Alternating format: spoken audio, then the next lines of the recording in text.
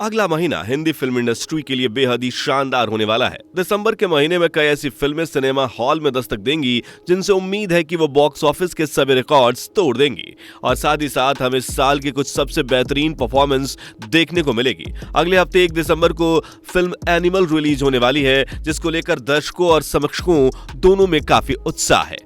कारण यह है कि इस फिल्म में हमें पहली बार रणबीर कपूर बेहद हिंसक भूमिका में नजर आने वाले हैं, जो उन्होंने इससे पहले कभी नहीं निभाई है। उम्मीद की जा रही है कि ये फिल्म हिंदी फिल्मों की सबसे हिंसक फिल्मों में से एक होगी और यही कारण है कि हिंदी फिल्मों के इतिहास में कम ऐसा हुआ है कि कोई फिल्मकार अपनी फिल्म को मिले एडल्ट सर्टिफिकेट को किसी मेडल की तरह दिखा रही है। फिल्म को लेकर उत्साह इसलिए भी है क्योंकि 2019 की ब्लॉकबस्टर फिल्म कबीर सिंह की जबरदस्त सफलता के बाद निर्देशक संदीप वांगा अपनी नई फिल्म लेकर आ रहे हैं। कबीर सिंह ने शाहिद कपूर और कियारा आडवाणी का करियर संवार दिया था। उम्मीद है कि इस फिल्म से रणबीर कपूर को अपने करियर की सबसे बड़ी ब्लॉकबस्टर मिलेगी, जिसके वो हकदार हैं। तो आइए जानते हैं कि एनिमल फिल्म के बनने की पूरी कहानी क्या है, कैसे इस फिल्म की कहानी लिखी गई और कैसे इसकी कास्टिंग हुई। तो बने रहिए हमारे साथ। यूं तो एनिमल संदीप वांगा की दूसरी हिंदी फिल्म है, लेकिन उनकी पिछली फिल्म कबीर सिंह उनकी ही तेलुगु फिल्म अर्जुन रेड्डी का रीमेक थी और एनिमल फिल्म मूल रूप से हिंदी में बन रही है।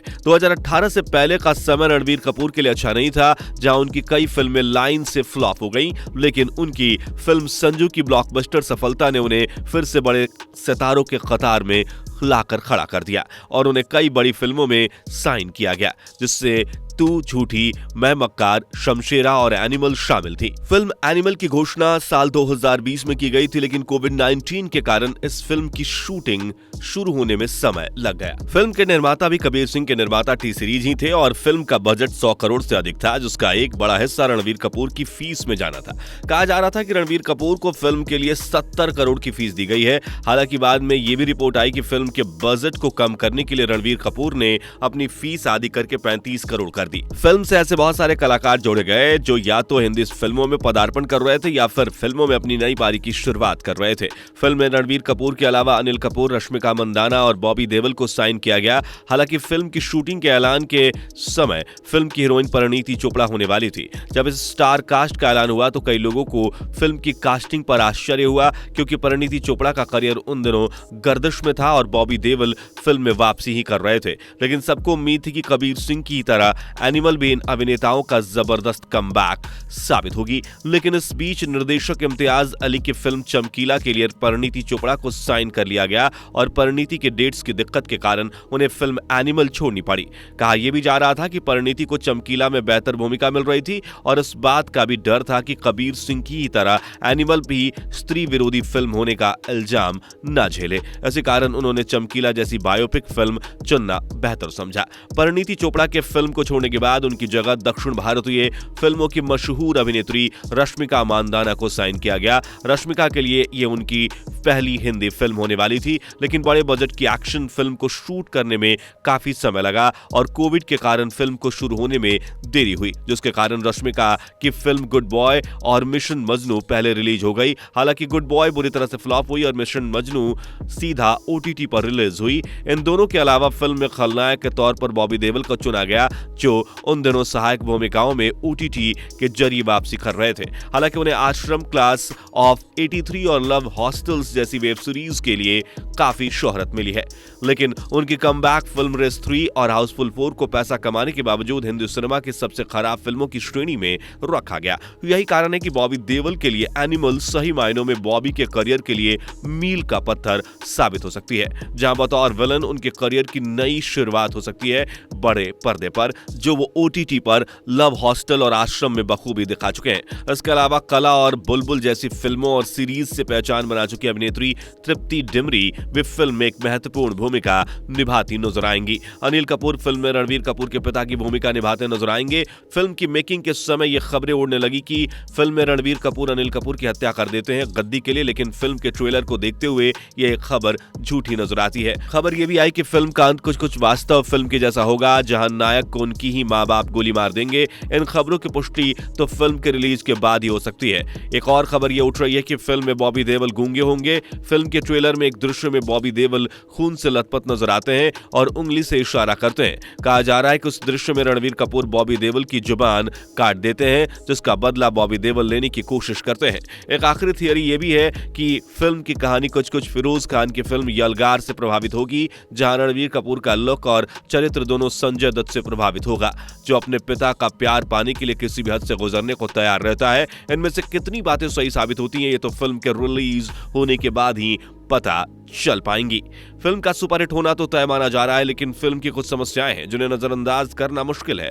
फिल्म की पहली समस्या है फिल्म की लंबाई। फिल्म की लंबाई 201 मिनट यानी 3 घंटा 21 मिनट बताई जा रही है, जो किसी भी फिल्म के लिहाज से बेहद लंबी फिल्म है, जिसके कारण फिल्म के शो की संख्या भी कम होने की पूरी संभावना है। डर इस बात का है कि इतनी लंबी अवधि के लिए दर्शकों का ध्यान खींचे रहना काफी मुश्किल हो सकता है, और अगर फिल्म का कंटेंट बहुत अच्छा नहीं हुआ तो फिल्म की लंबाई और ज्यादा अखरेगी। हालांकि इस साल की ज्यादातर बड़ी ब्लॉकबस्टर फिल्मों की लंबाई 2.5 घंटे से अधिक रही है, और हॉलीवुड ओपेनहाइमर 3 घंटे से अधिक लंबी होने के बावजूद 130 करोड़ की कमाई करने में सफल रही थी। लेकिन 3.5 घंटे के करीब की अवधि की फिल्म का सफल होना बहुत समय से नहीं सुना गया है, और अगर यह फिल्म सफल हुई तो यह रिकॉर्ड तोड़ पाएगी, इस पर संदेह हो सकता है। हाल ही में लियोनार्डो डिकैप्रियो की film killer of the flower moon 3.5 घंटे की अवधि के साथ रिलीज हुई, और भारत ही नहीं विदेशों में भी फिल्म के कलेक्शन बहुत ज्यादा उत्साहजनक नहीं थे।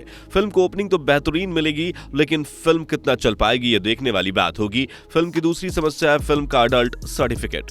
संदीप वांगा ने हर मंच पर इसे अपनी सबसे हिंसक फिल्म बताया है, और फिल्म के अडल्ट सर्टिफिकेट को इसके सबूत के तौर पर दिखाते फिर रहे हैं। हालांकि संदीप वांगा की फिल्म कबीर सिंह भी अडल्ट सर्टिफिकेट के साथ रिलीज हुई थी और ब्लॉकबस्टर हिट हुई थी, लेकिन वही फॉर्मूला इस बार सफल होगा या नहीं, ये देखने वाली बात होगी। रणवीर कपूर के करियर की ये पहली A-रेटेड फिल्म होगी, और यह देखने वाली बात होगी कि उनके फैंस इसे किस तरह से लेंगे। कबीर सिंह के नायक शाहिद कपूर बीच बीच में कमीने जैसी हिंसक एडल्ट फिल्में कर चुके थे, इसलिए उनका कबीर सिंह करना उतना आश्चर्यजनक नहीं था। रणवीर कपूर का अभिनय ट्रेलर में शानदार लग रहा है, और आशा है कि वो पूरी फिल्म में नए फैंस पैदा करेंगे, जो फिल्मी ऑडियंस से बाहर के होंगे, जो उन्हें साफ सुथरी यूथ के लिए बनने वाली फिल्मों के लिए जानती है। 1987 की फिल्म हुकूमत के बाद कोई भी अडल्ट फिल्म साल की सबसे बड़ी हिट साबित नहीं हुई है। हालांकि कबीर सिंह साल की दूसरी सबसे बड़ी हिट फिल्म रही, और इसे वॉर फिल्म से ज्यादा लोगों ने देखा था, लेकिन एक्शन फिल्म के मुकाबले रोमांटिक फिल्मों के टिकट की कीमतें कम होती हैं। आशा है कि अब क्योंकि एनिमल एक्शन फिल्म है, तो फिल्म कबीर सिंह वाली कसर को पूरी करने की कोशिश करेगी। फिल्म की तीसरी समस्या इसमें मौजूद हिंसा और महिला किरदार। कबीर सिंह ने भले ही बहुत से पैसे कमाए हो, लेकिन समीक्षकों और समाज के ऐसे तबके ने फिल्म में औरतों के खिलाफ हिंसा, शराब और ड्रग्स को बढ़ावा देने वाला बताया। इसे पितृसत्तात्मक विचारधारा से ग्रसित फिल्म बताया गया। इसके बाद संदीप वांगा ने अपने इंटरव्यू में यह कहकर हड़कंप मचा दिया कि प्यार में अगर आप अपने प्रेमी प्रेमिका को थप्पड़ ना मार सके तो कैसा प्यार। उनके इस कथन की भी बहुत आलोचना हुई, और जब एनिमल फिल्म का ट्रेलर आया तो उसमें भी रणवीर कपूर को रश्मिका पर कई बार हाथ उठाते दिखाया गया था। इससे भी औरतों में विशेष रूप से यह डर है कि इसमें भी औरतों के प्रति खराब व्यवहार को बढ़ावा तो नहीं दिया जाएगा। इस विचार को तब और बल मिला जब फिल्म को ब्रिटिश सेंसर बोर्ड ने अडल्ट सर्टिफिकेट देते हुए कहा कि फिल्म में हिंसा और औरतों के प्रति घरेलू हिंसा के काफी दृश्य हैं। अगर ऐसा होता है तो हो सकता है कि एनिमल फिल्म को भी स्त्री विरोधी फिल्मों का तमगा मिल जाएगा। इसका फिल्म के बिजनेस पर कितना असर पड़ेगा ये तो पता नहीं, लेकिन कबीर सिंह को मिली तीखी आलोचना का नुकसान फिल्म को अवार्ड फंक्शंस में उठाना पड़ा था, जहां अपने करियर की सबसे बेहतरीन परफॉर्मेंस देने के बावजूद शाहिद कपूर को इतनी बड़ी ब्लॉकबस्टर फिल्म देने के बाद भी फिल्म को संगीत के अलावा किसी कैटेगरी में कोई बड़ा पुरस्कार नहीं मिला। डर यही है कि कहीं रणबीर कपूर की शानदार परफॉर्मेंस को स्त्री विरोधी सीन के कारण नुकसान न उठाना पड़े। फिल्म के साथ चौथी समस्या है फिल्म का क्लैश। 1 दिसंबर को एनिमल के साथ मेघना गुलजार की बायोपिक फिल्म सैम बहादुर भी रिलीज हो रही है, जिसके ट्रेलर को काफी तारीफ मिली थी। 2 बड़ी फिल्मों का साथ रिलीज होना दोनों ही फिल्मों के लिए नुकसानदायक होता है। हालांकि दोनों फिल्मों की एडवांस बुकिंग में जमीन आसमान का अंतर है। जहां एनिमल की एडवांस बुकिंग 5 करोड़ रुपए तक जा चुकी है, वहीं सैम बहादुर बेमुश्किल से 50 लाख पर पहुंचा है। लेकिन हमें यह नहीं भूलना चाहिए कि अच्छा कंटेंट लंबी दौड़ में अक्सर बाजी मार ले जाता है। ऐसा ही कुछ हमें पिछले महीने देखने को मिला था, जहां कंगना रणावत की बड़े बजट की तेजस और विक्रांत मैसी की कम बजट की बिना किसी खास प्रमोशन के फिल्म 12वीं फेल रिलीज हुई, लेकिन सभी की अपेक्षाओं के खिलाफ जाते हुए 12वीं फेल सुपरहिट साबित हुई। वहीं तेजस बॉक्स ऑफिस पर धाराशायी हो गई। सैम बहादुर के साथ मेघना गुलजार और विक्की कौशल का नाम तो जुड़ा ही है, साथ ही ये फिल्म जनरल सैम मोनकेशॉ के जीवन पर आधारित है और देशभक्ति से ओतप्रोत भी होगी।